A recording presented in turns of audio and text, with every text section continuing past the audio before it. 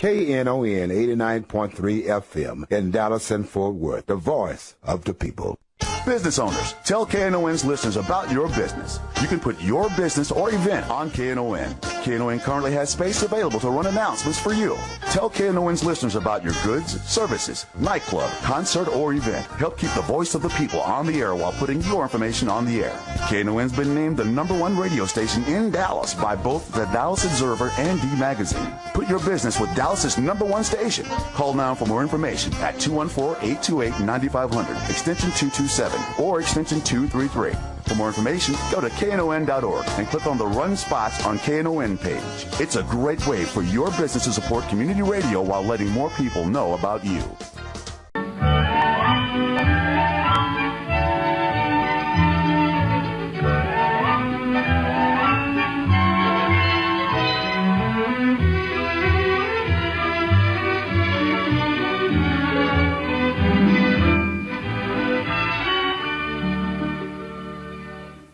And good afternoon and welcome to Lambda Weekly. I'm Dave Taffet here in the studio with Lerone Landis and the late Patti Fink. And our guests today are Michael J. Hindman and Kasey Krummel. They are attorneys and they are representing a transgender woman who isn't getting the health insurance that she feels she deserves. Is that a good way to put it?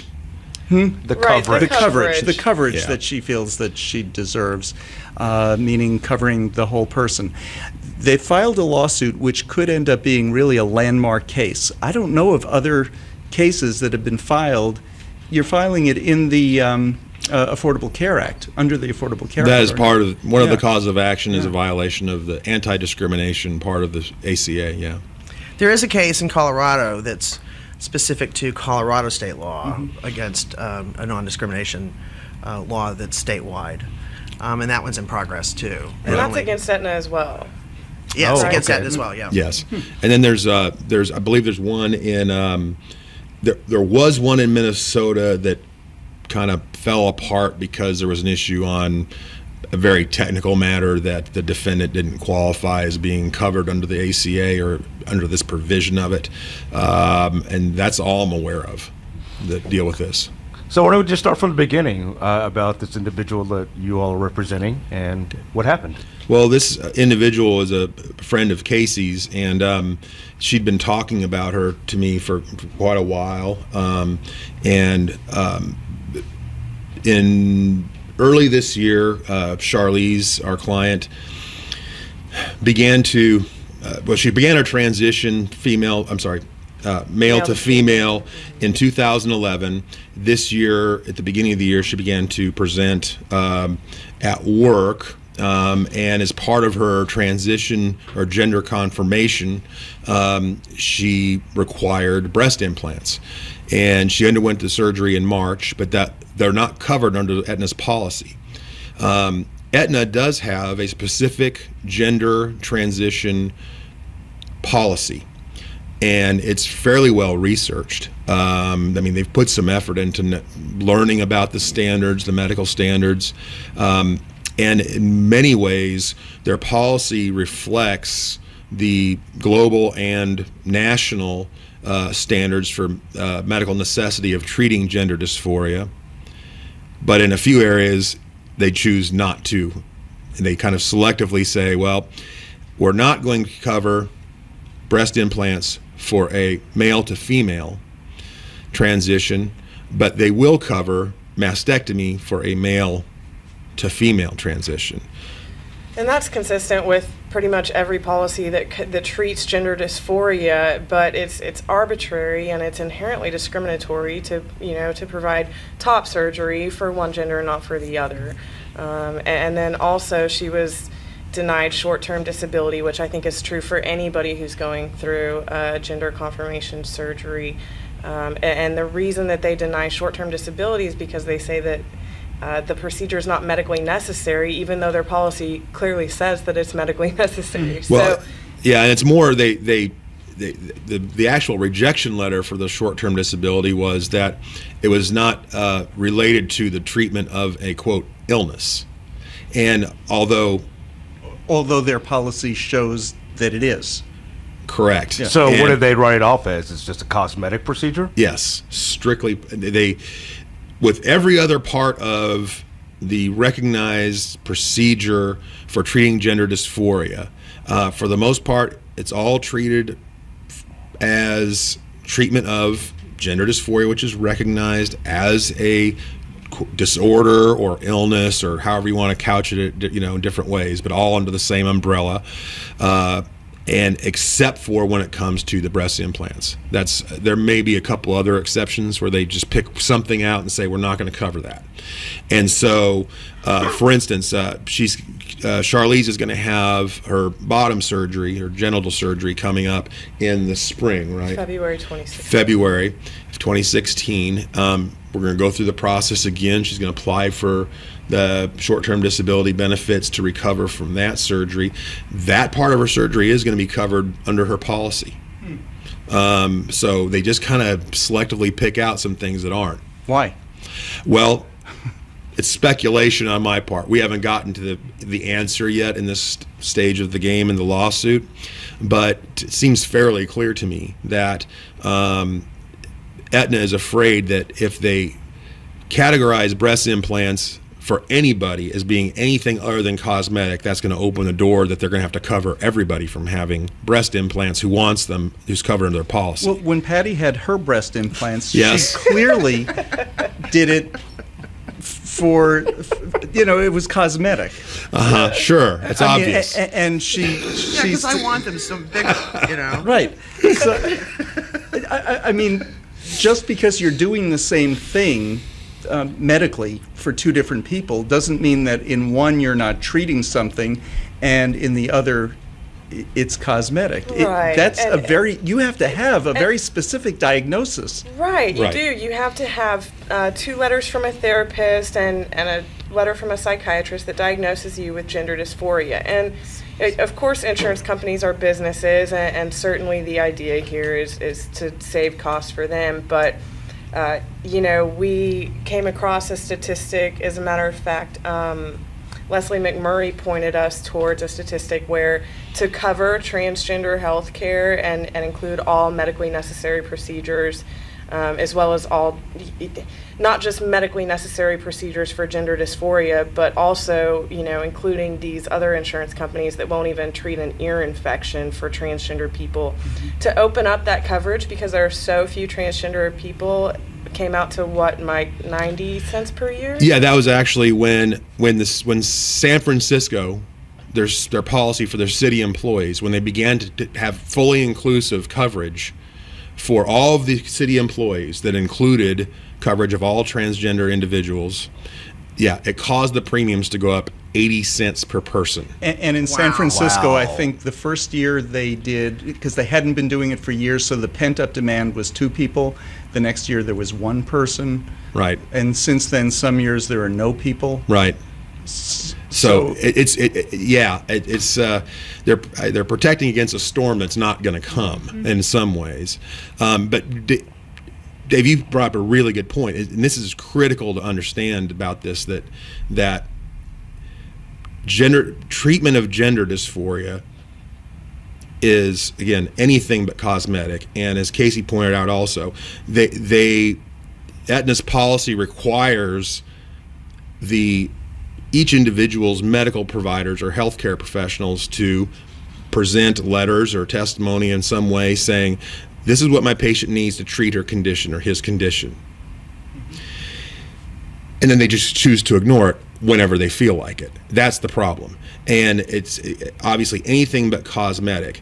And the standard, really the medical standard on this, which is established by an organization called the World Professional Association for Transgender Health, also known as WPATH, began coming out with the medical standards for treatment of gender dysphoria, I think 15 to 20 years ago, and they constantly revise it with the best medical information available. And those were really based on the Harry Benjamin standards early on. Are they? Right, and he was like an early pioneer, and then the WPATH took over, kind of They did, extending and they those. clarified, as to what's medically necessary and why, where the Benjamin standards weren't necessarily complete.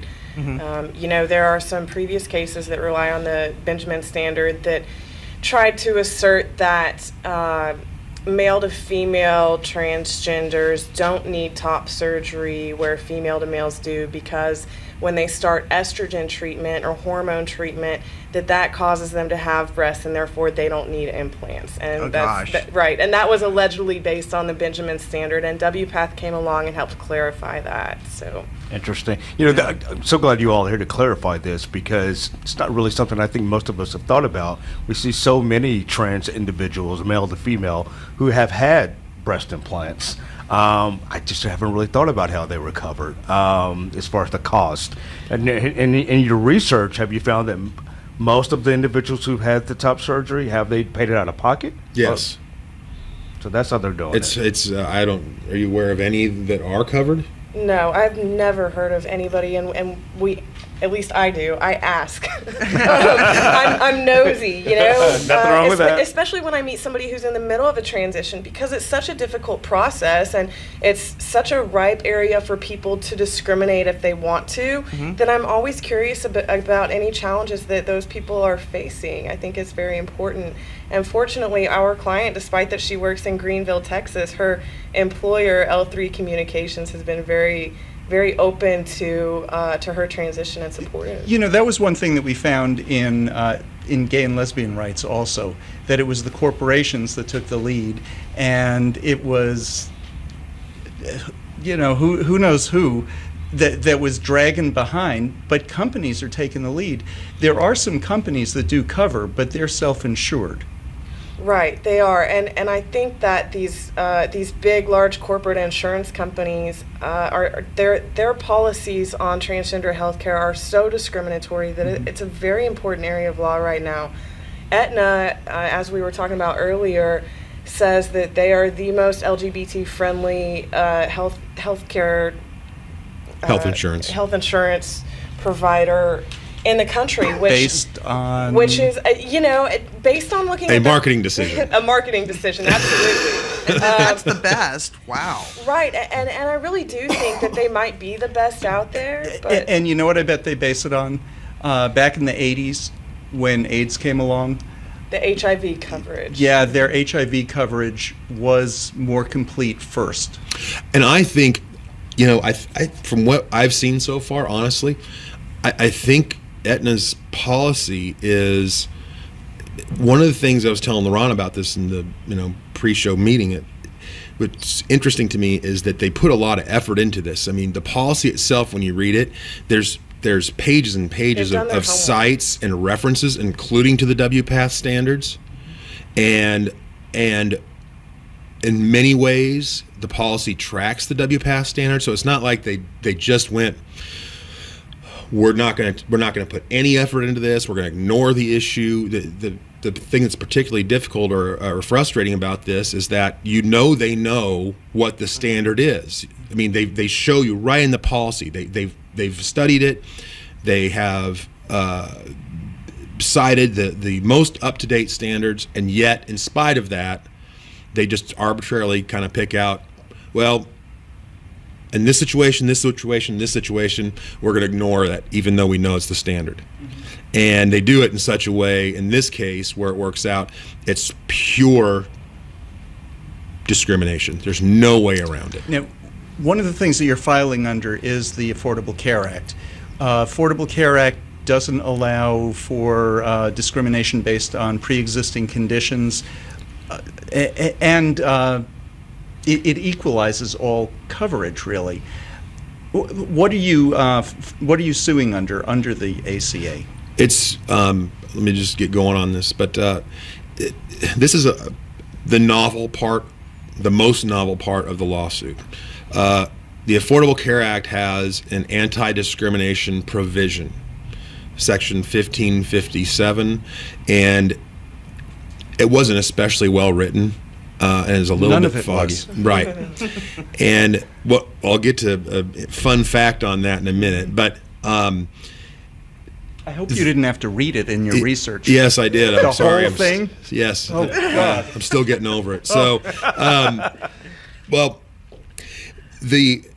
that provision is, again, it prevents any government contractor or any organization that receives federal funds, and that's a long explanation on what qualifies under that flag, but prevents them from discriminating on all of the usual grounds, including sex or gender. And then earlier this year, President Obama signed an executive order to define that and say, with respect to this, that also includes gender identity and sexual orientation. So it's specific that no health insurance company to discriminate coverage decisions based upon those two bases, including all the usual non-discriminatory things. One of the odd things about it is it hints at there's a civil rights remedy to it. In other words, just like it would be in a straight employment discrimination case based upon race or sex or gender. But it doesn't specifically say which one or how. It just says there is one. And so this is the part that I find odd about the legislature, after all their fighting and bickering about the Affordable Care Act generally. Part of this is they wrote into the law any ambiguity or confusion about what any part of this means, we're going to leave it to the Secretary of Health and Human Services to define it for us. Okay, instead of we're not going to relitigate it and all that. We're just, hey, you guys figure it out. So in September of this year, the Office of Civil Rights from Health and Human Services called for papers, or comments they call it, on how to clarify that part of the law. In other words, which will give not just part of the law that says, hey, employer, or hey, insurance company, you can't discriminate, but for the employee or the insured who was discriminated against to get an actual civil rights remedy, just like they would for any other discrimination case. And that's where we're pushing the ball a little bit faster than maybe it is, because that hasn't clearly been defined what the remedy is, but we're claiming it anyway. It's going to exist by the time we need it. We need to take a break. We're talking to Michael Hindman and Kasey Krummel. Our guests are our guests. I'm David. Yeah, words aren't coming out right. Use your words. Use your words. Yeah, I mean, whenever I do the Jewish Music Hour before our show, this show just suffers. I'm Dave Taffet. I'm here in the studio with Lerone Landis and Patti Fink and her breast implants. We will be back with more after this. And welcome back to Lambda Weekly. KNON is having its first annual toy drive. KNON's collecting toys for the kids at Children's Medical Center. KNON will be accepting toys at our studios from now until December 20th. On the final day, Sunday, December 20th, we'll have a toy drive party from 10 a.m. to 4 p.m., so during our show. Mm-hmm. And it says it's going to be all music, but Yeah, we'll talk through it. Yeah, we'll just talk. Yeah. There'll be KNON DJs here, food. Bring us a new unwrapped toy for the children. For info or sponsorships, 214-828-9500, extension 227. I can never even get through an ad, can I, without making comments. I'm not supposed to do that, which is why they never asked me to record them. We're talking to Michael Hindman and Kasey Krummel. They filed a lawsuit based on discrimination under the Affordable Care Act, among other things, for a transgender client. And before the show, we talked about the fact that Aetna will cover, or I guess most of the policies, not just Aetna, will cover a female-to-male transition top surgery, but not a male-to-female top surgery. That's blatant. And you said that they have not offered a defense or response yet. No, we heard from their date to file an answer in the Northern District Federal Court here in Texas is in the next few days. We heard from their attorneys from New York Wednesday. Yes, Wednesday afternoon. Asking for an extension to respond until January 11th, which is a very unusual response to ask for a more than a month extension just to file a response of some kind. So I'd be really interested to hear what kind of response they come up with, because again, that's blatant. Yeah. One of the things we were talking about with breast implants is they're considering it cosmetic. What about a woman who's had a mastectomy due to cancer? Again, in their policy, there are They have made exceptions for breast implants in some circumstances, and that would be one of them. So again, because that's not. I mean, that's actually more cosmetic than this is, but it's not cosmetic. I don't mean to put it in that category, right? Really. Because and to say that that's medically necessary when a woman who's had, and not to undermine any sensitivity towards a woman who's had breast cancer and had to have a mastectomy, but there's no gender dysphoria that woman's experiencing that's documented, and there's no medically necessary note that has to come from her 1 or 3 treatment providers. One friend of mine, the way she described it, she was just uncomfortable once she had the mastectomy, and she was so much more comfortable after she had an implant after surgery. Right, and we've heard that itchy sweater analogy, that there are a lot of people who suffer from gender dysphoria, who feel like they were born a gender different than who they actually are.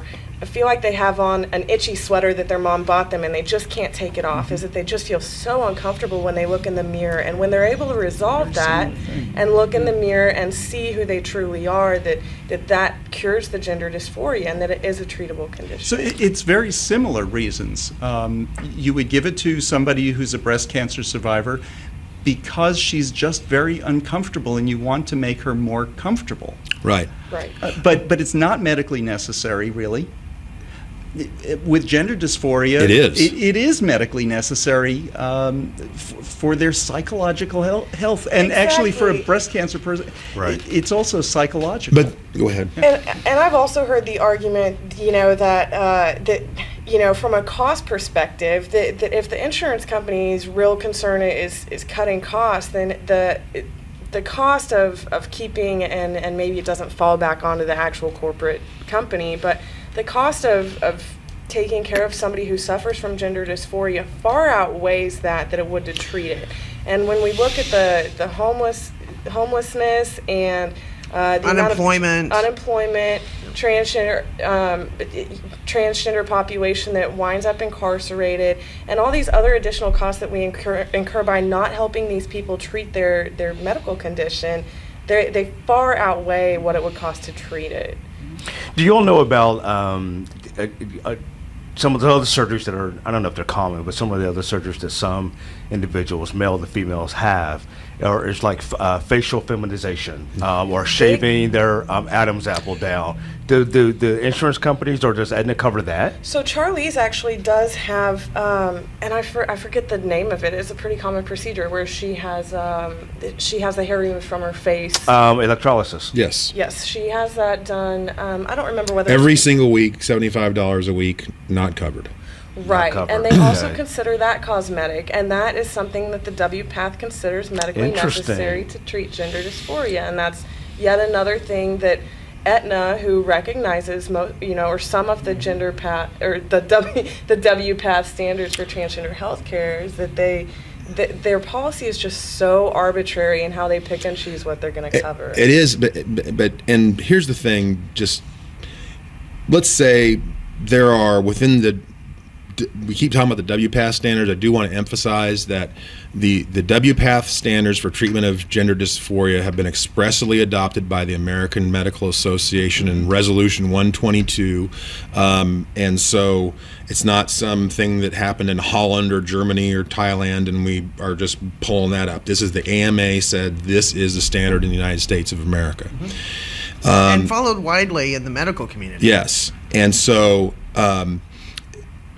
let's say that there are, I don't know the exact number, 25, 30 medically necessary, medically accepted procedures that can be utilized to treat gender dysphoria. Patient A might need 8 of them. Patient B might need 4. Patient C might need 15. But for each individual, the only people that can make that determination of medical necessity are their healthcare professionals that they deal with. And Aetna puts them through those steps and says, okay, you've got to get sometimes 2, sometimes 3 letters from a treating healthcare professional and say, this is what this patient needs to treat this condition. And And that's again- where the problem arises, is that they do that, and then they say, okay, well, we read that, and yeah, that is one of the medically necessary treatments or procedures for treatment of this condition, but we're not going to cover it anyway. But again, all illnesses are treated that way. Right. It's not like, okay, you have this, you take this pill, and you're fine. With You cancer, might need some people have surgery. One chemo treatment, right. you might need 10. I mean, or radiation versus You might need chemo. radiation versus. Right. There are all kinds of things, and that's just can't. It's like that with every illness. Some people are sick for a week with something. Right. Some people are sick for a month. Some people need hospitalization. Some people don't. Are you going to tell people, well, he didn't have to go to the hospital for his pneumonia, so why are you? I'm not going to pay for that. That's ridiculous. It is. Yeah. And the other thing is, I mean, it's certainly not experimental, and I mean, we know these things work if they're used. And we, as Casey brought up earlier, we know how bad it is if they're not. We know the tragedy, the disaster that comes to people if they're Suicide not. rates are just ridiculous. Just And out if of you could- control. if you could treat a condition rather than let someone get so depressed over it that they, kill themselves, why would you not? And 41% of trans people attempt suicide. Right. Yeah. 41. If we had that kind of stat in any other demographic in this country, people would go, "Oh my God!" Absolutely. Right. But the trans community seems to be invisible to all of those But on the back- outrageous concerns. Like wow. Yeah, and then the backside of it is that, I mean, there's actually this is a treatment procedure that works. Everyone, I mean, it's known in the medical community. If you do this, if you follow this, these standards, it will work. It's And if you almost have- 100% strike rate on that. Yeah, it's amazing that they're not seeing the light. And most of these procedures are, I mean, if you take, for example, if there was a time comes that I need to have a hysterectomy, that's going to be covered. They're not going to question it. It's going to go through.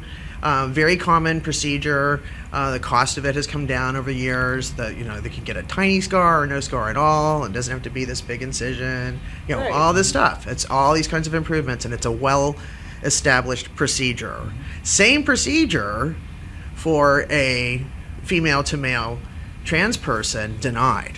What's fascinating too, And it's the same procedure, and they pay for hysterectomies, thousands, millions of them. is that despite that the WPATH standards have been adopted by the American Medical Association, I'm not aware of any medical school that teaches anything about transgender healthcare whatsoever, let alone treating gender dysphoria. Do you know, we had somebody on, and I forgot who, a number of years ago, and said they spent a day. One day. Oh, one day. day. They go over for one day. Okay, I stand corrected. Yeah, I mean, Just one school, one day. Right. transgender patients are going to good medical facilities and teaching their doctors. Right. That's who's doing the teaching, essentially, in many cases. But the information's available. I mean, and if nobody enforces their rights, if people don't step up and enforce their rights, then no progress will be made. A number of years ago, there were several famous cases of female to male, did not have the hysterectomy, contracted uterine cancer or Right. ovarian cancer, and the insurance company wouldn't treat them because now you're a male. So, from my understanding, that still happens sometimes. So, Aetna is supposed to be the most LGBT friendly, like we talked about, but for the health insurance companies who aren't Aetna, a lot of them deny transgender health care altogether. And then sometimes the ones that do cover it will say, once you've transitioned from male to female, then we're not going to treat prostate cancer. Or once you've transitioned from female to male, we're not going to treat breast cancer because men don't get breast cancer. And that's not just That's not medically true. Which they do. necessary. Which Yeah, they Right. do. 1% of breast cancers occur in men. So that's very frightening and should be to every single male, that if you ever contract breast cancer, which usually is a very virulent form of breast cancer, if you ever contract breast cancer, is your insurance company going to cover you? What about the insurance company just covering the person and covering what's wrong with them? Well, part of this starts Seems off like with such a great idea. Well, it does. Simple. But logistically, I mean, claims come in, and someone just has data points and code numbers. Yep. And so what they get is, I've got somebody legal legal male asking for a hysterectomy, there's no way I can make that add up as being covered under just basic things. And it's and I do health IT, and it's a very common thing that the software itself is the one that automatically kicks it out, and they haven't bothered to go in and change. Well, fix it, Patty. That's what you do. Yeah, that's your job. You're on the inside. It's her fault. As usual. Come on, you got your breast done. Now fix that. I gotta do this. That's right, because it's just automatically kicking it out, and that is pervasive. Right. That's pervasive across the industry. Right. But you'd think then at least on the appeal, then there's actually a human being who's trained and it's actually not just putting data into a computer and have a program kick out a denial.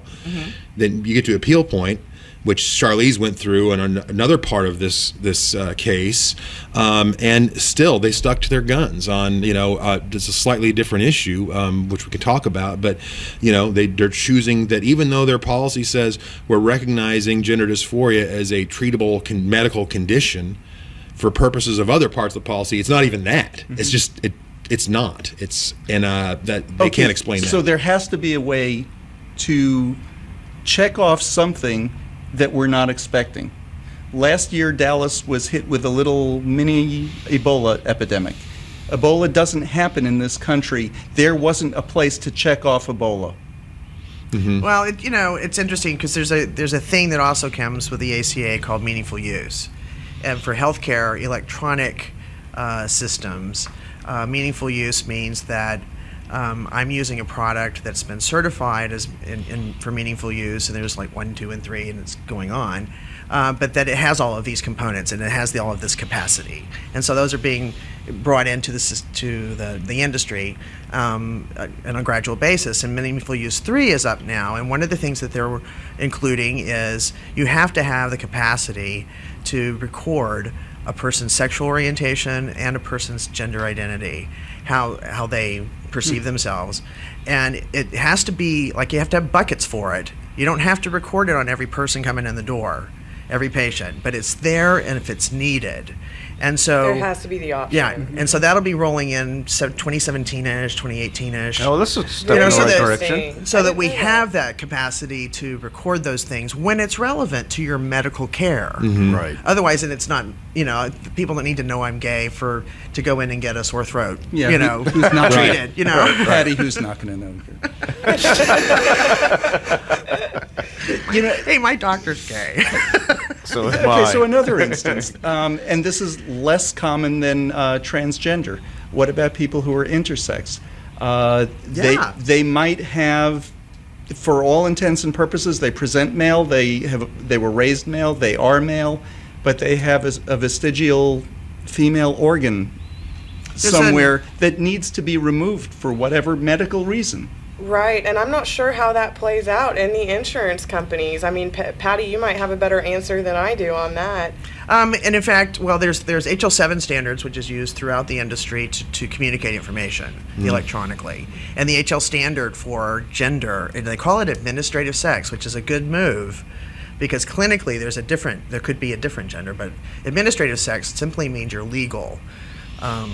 Your legal gender, and so the only options are male, female, unknown, and other, and so we've been working to try to get some of those expanded as well, because what does an intersex person do?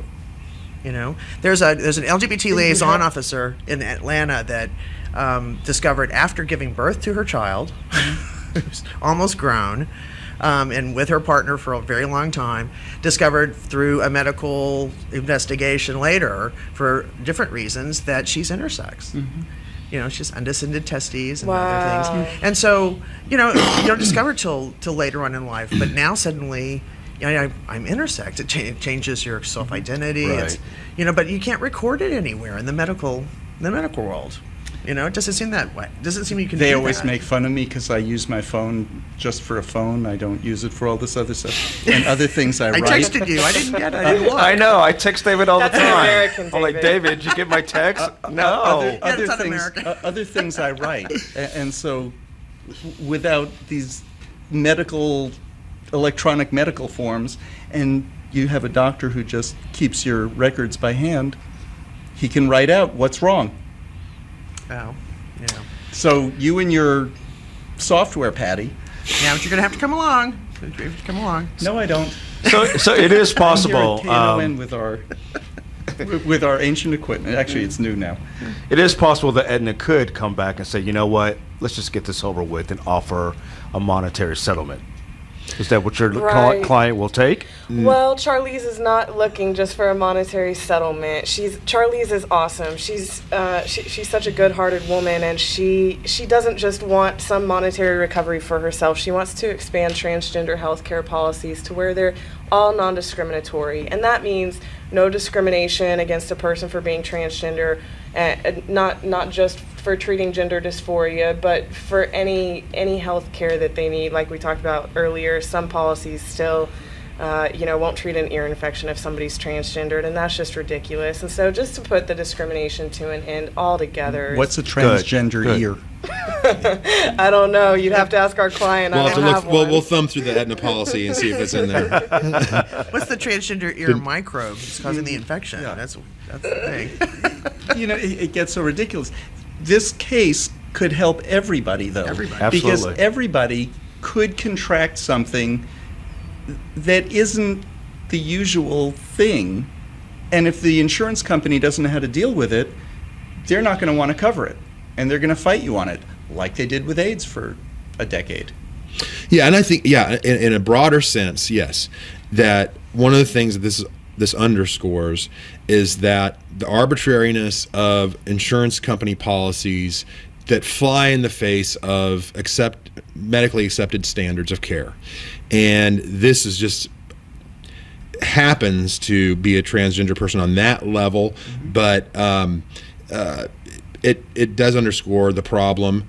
And the fact here is that I think Aetna has worked so hard in some ways to make it look like they're really paying attention. I mean, if you read the policy, you can Google it online. Anybody can. It's gender. Just look up Google Aetna gender reassignment surgery, and they'll come up, and you can read through it. It's pages and pages of sites and all that.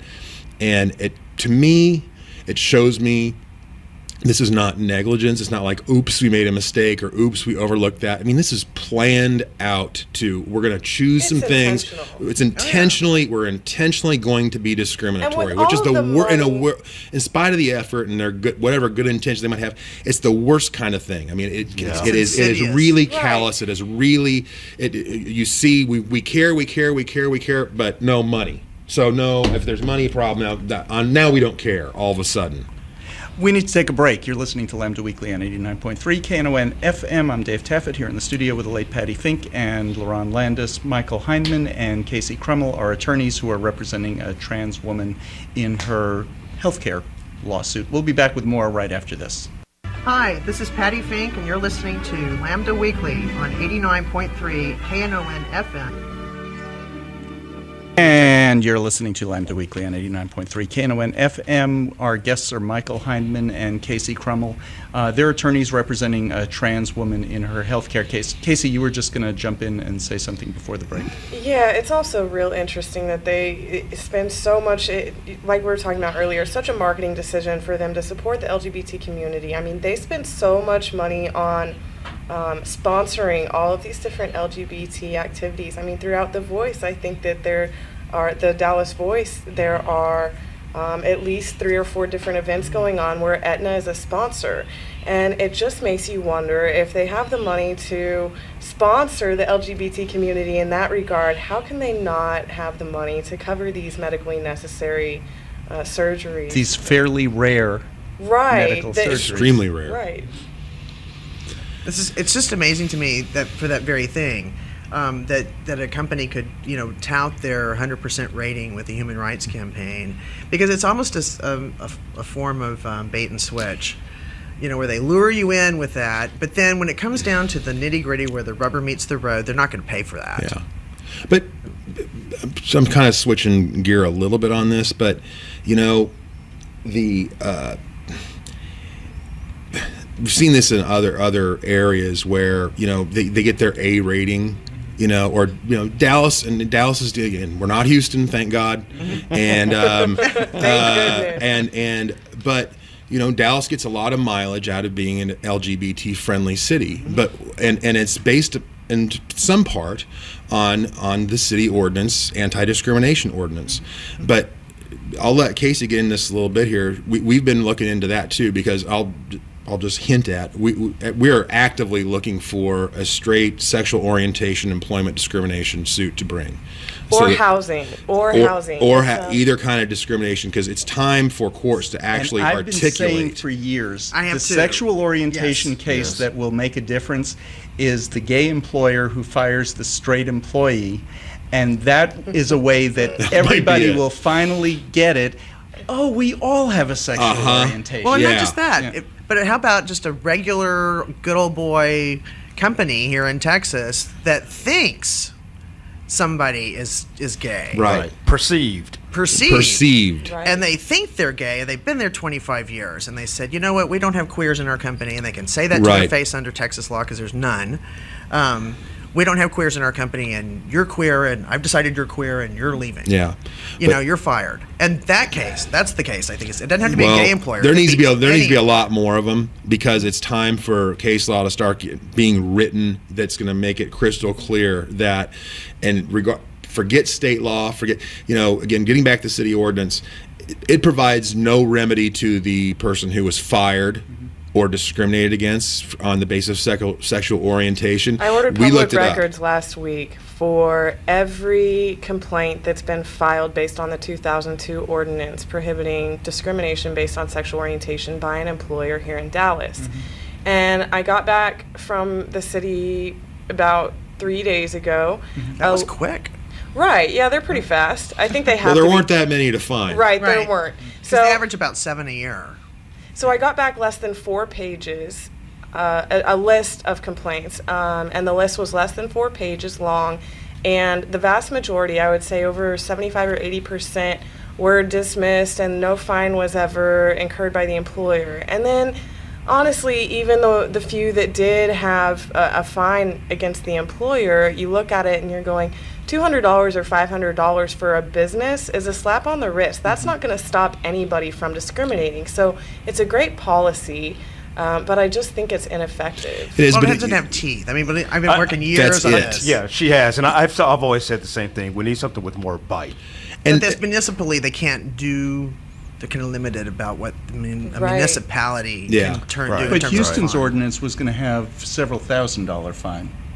Still, to a business, that's not necessarily anything, but Yeah, Right. but still, it doesn't have. If it doesn't provide, and again, I love Dallas. I'm happy and proud of Dallas taking stands and making it clear, at least in primarily cosmetic or symbolic ways, such as the ordinances.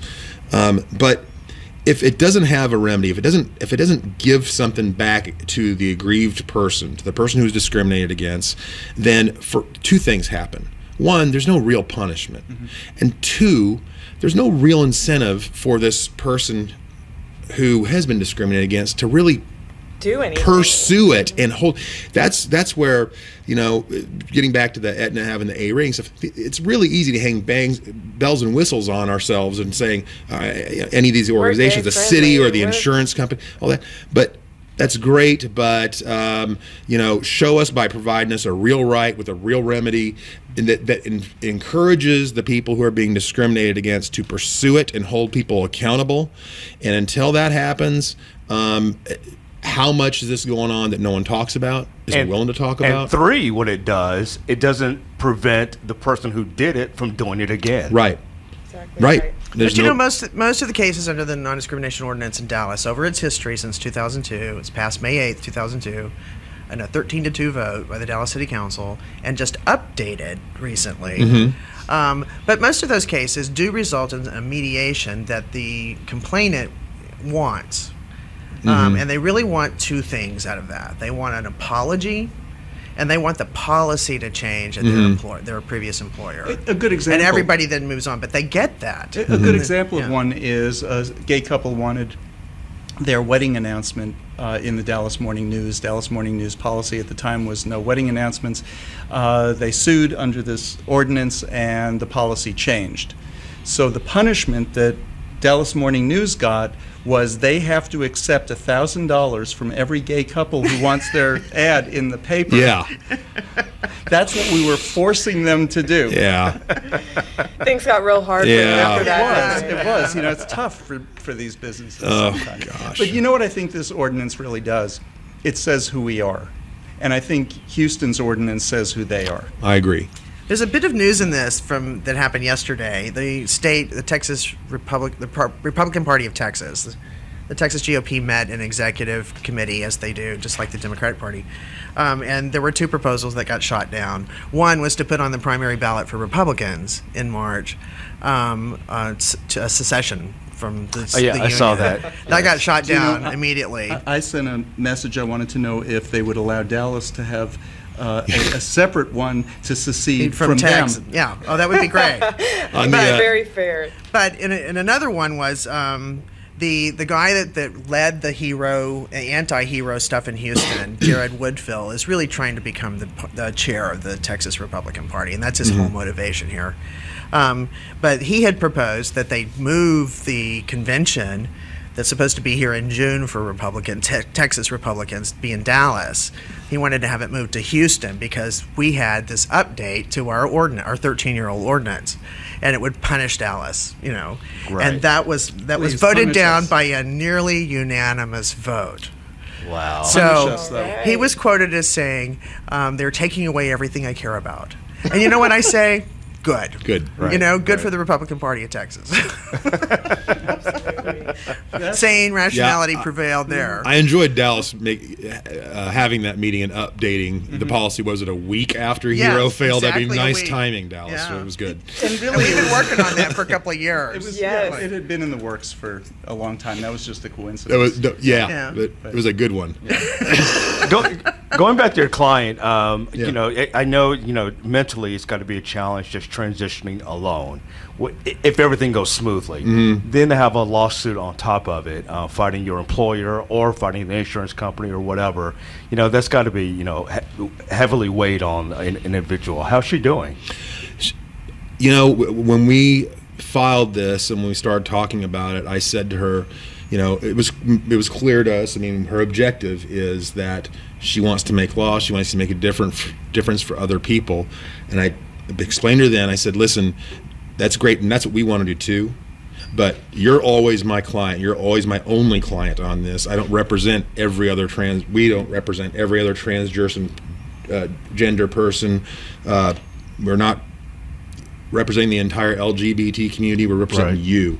If your objective changes for any reason, any time, let us know, and we will adjust our strategy.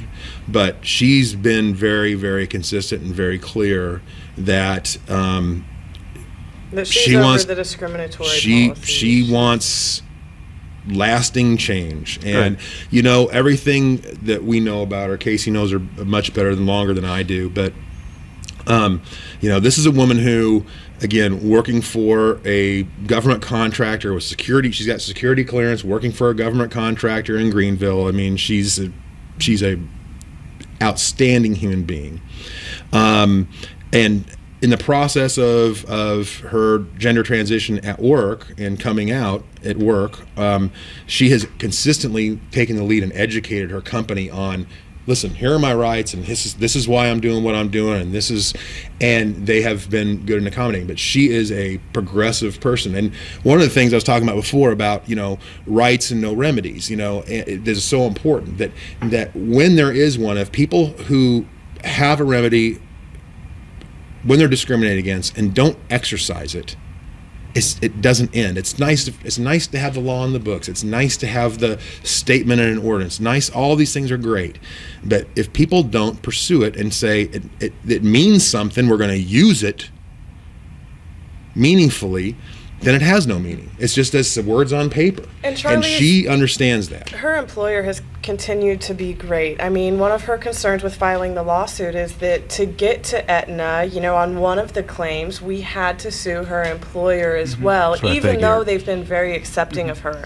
And so, we offered to reach out and to speak with them, and, they of course didn't want to comment, which is pretty typical, but they haven't taken, of course, any retaliatory action. That's awesome. Have continued to treat her very well, and she's been very fortunate in that regard. I think that, at least in my experience with my friends who are transgender, transitioning is really when that becomes an issue in the employment or in the housing context. And so she's been very fortunate, and I hate to use the word fortunate because she's been very strong. But you hate to say fortunate that she's just getting what everybody else gets. Gee, isn't she fortunate? No. Exactly. It's fortunate in the context of other people just getting Comparative. fired. How much work she has to do to get Oh, bravo, Charlie. what I take for granted every day. Yeah, but I'll bet she's the kind of person that her healing as a trans person and becoming a woman, I'll bet this lawsuit and doing something for other people is actually helping in her healing. I believe that completely. Yeah. She articulates that to us constantly, too. She's a Gloria Steinem of, trans women out there. I mean, it really takes somebody with that kind of stamina to see it through. And lots of landmark cases, it's not that it was even necessarily the best case, but it was all the right circumstances that came together. Right. With the marriage equality cases, Obergefell was just the one who had the heart-wrenching story, so his is the name that's on top there. Right. It wasn't any better necessarily than anybody else's story. It was just the right circumstances and the right story that came together. Yeah, and in part, this is, again, the timing of this provision of the Obamacare, American Affordable Care Act, happening at just the same time, being redefined and being kind of more clarified as, no, we intend this to be a civil rights provision with a civil rights remedy. That timing was just perfect for where she was in this process. And also over the last that. couple of years, the Justice Department has made it very clear that discrimination against a transgender person is sex discrimination. It is covered. Yes. And it's throughout EEO now. And I noticed in the filing that there was several EEO forms, I guess. Yeah, we did have to, because of the gender discrimination part in the employment context. That's Title VII civil rights claim. That's the one that involves the employer also, because Aetna is the agent of the employer. It's complicated, but so yeah, it required her to do that. The Affordable Care Act violation does not require anything like that. The other thing on the EEO stuff is, the one thing we did find also is that in the spring, the EEO had released an internal memo to their district offices telling them they look out for this. Interesting. Really? Yeah, they said, train. If your health insurance company does not have non-discriminatory policies, that you're liable for it. And so when Charlize and I went down to the EEOC here in Dallas, we went together and we went up there, and the lady who works for the EEOC and does intake needed to make a copy of what I had printed off from the EEOC. From their own policies. We had to show them their Right. policy. She was like, I'm not sure about this. I'm going to need it. Can I make a copy and take it to my supervisor? I said, well, sure, it's off your website, but be my guest. But that's what it takes. We are running out of time. I just want to get, what is the timetable now of... My guess is if they don't file any more motions for extensions. Sure, well, things can happen, and they will. And they will. I would hope that we would have. I told Charlize, we're trying to make sure that we're ahead of the game at every step in terms of having all the things we have to turn over to everybody as soon as they get in the game, so that we're never waiting for anything to happen. I think the soonest we could hope to have a trial at the trial court level would be probably the beginning of 2017, and then either way it goes, or if it goes down before then. And that's one of the possibilities, is that it's struck before we get to trial, which is fine by us in a weird way, because again, we're here to make law. So the sooner we get climbing up the Fifth Circuit Court of Appeals to the Supreme Court on that, tell us no, we'll better go to the off. next That's level fine. so we can Here get we a go. yes. That's what we want anyway. We can't lose on that level anyway. Okay, so it would be a jury trial, actually, wouldn't it? Yeah. At the trial court level. Yes. That's tricky. Who do you even ask gee, help me with picking a jury on a transgender discrimination case. I guess that'll be another thing that you'll be the experts in. Exactly. You better be. So Aetna wouldn't take it this far if they weren't planning on appealing as far as they can go. You're planning on appealing as far as this could go. So this could be like the next 5 years till it hits the Supreme Court. Yeah. Very possible. Either this one or another case that's very Very similar to possible. it. Right. Yeah. The initial sign from Aetna is that the request for the extension, all that, I'm reading as they'd rather not get tangled up into we're this not thing. seeing any other But any we're other tangling. cases that would go to the Supreme Court. You're here to tangle. It's actively tangling. Yes. We are out of time. I want to thank Michael Hindman and Kasey Krummel. They are attorneys representing Charlize. She is a transgender woman who is suing for equality in her health care. Thank you very much, and keep us Thank updated. you. We will. Come back about a year from now, and we can get to, We will update Charlize everybody. All right, it's a lot of fun. Thanks for having us. Thanks for being here. KNON 89.3 FM in Dallas and Fort Worth, the voice of the people. Business owners, tell KNON's listeners about your business. You can put your business or event on KNON. KNON currently has space available to run announcements for you.